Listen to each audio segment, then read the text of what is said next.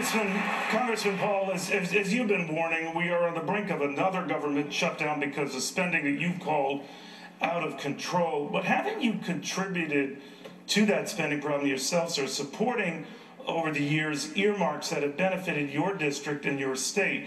Back in 2009, you explained this by saying, if I can give my district any money back, I encourage that.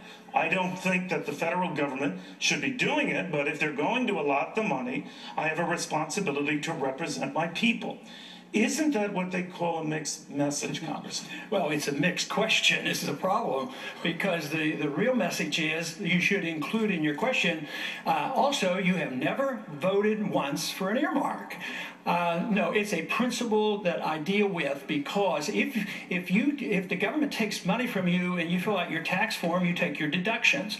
I look at that the same way in our communities. They take our money, they take our highway funds, and we have every right to apply for them to come back.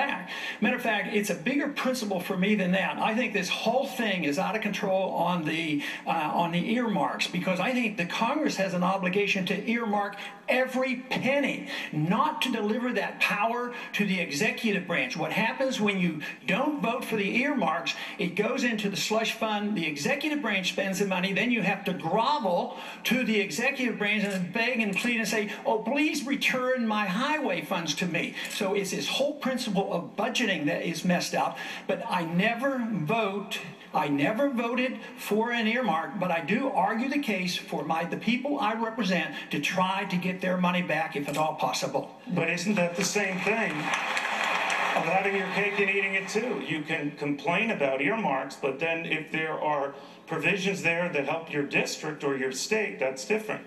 If 434 other members felt the same way, yeah, I know. How would we ever fix the problem? Yeah, but you're missing the point. I don't complain about earmarks because it's the principle of the Congress meeting their obligation. But if everybody did what I did, there would be no earmarks. The budget would be balanced and we'd be cutting about 80% of the spending. So that would be the solution.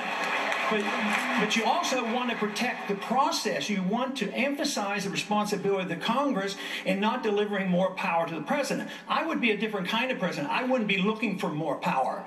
Everybody wants to be a powerful executive and run things. I, as a president, wouldn't want to run the world. I don't want to police individual activities and their lifestyle, and I don't want to run the economy. So that's like an entirely different philosophy, but it's very, very much in our tradition and in the tradition of our Constitution.